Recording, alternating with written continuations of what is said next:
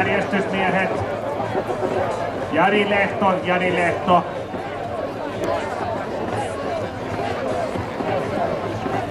Näin saimme Sepolta hyvän selostuksen siitä, kuinka Dragovene kulkee tiettyyn rajaan asti ja sen jälkeen sitä ei oikeastaan saa kulkemaan kovempaa.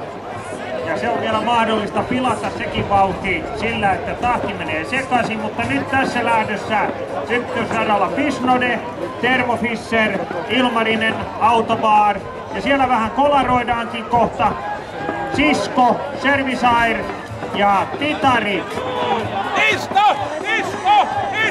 Sisko radalla 5, joten se näyttää olevan ykkönen ja radalla 6 Servisair, mutta kuka ottaa kolmannes ja siihen on monella joukkueella mahdollisuudet. Se on Ilmarinen.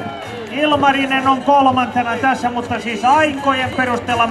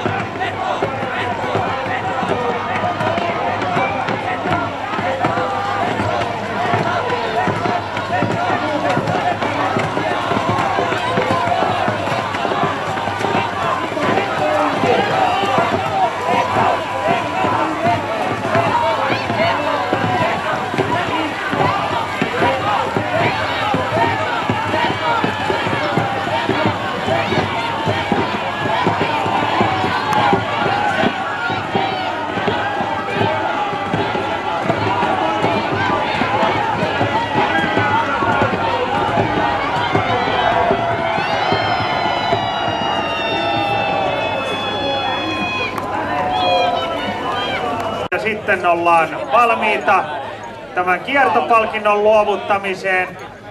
Annappa Marko hetkosen kuluttua kiertopalkinto Eeron jykeville käsille. Eero ottaa sen vastaan. Eero odottaa siellä melan vieressä. Se menee Esa anteeksi. No Eero, sinusta tuli varmaan firmassa tämän jälkeen. No niin, sitten Esalle annetaan kiertopalkinto ja Sisko tekee semmoista tässä on nyt sitten muille joukkueille niin miettimistä, miten siskoille voi hävitä, jos otetaan se S-kirjaimella eikä C-kirjaimella. kippu.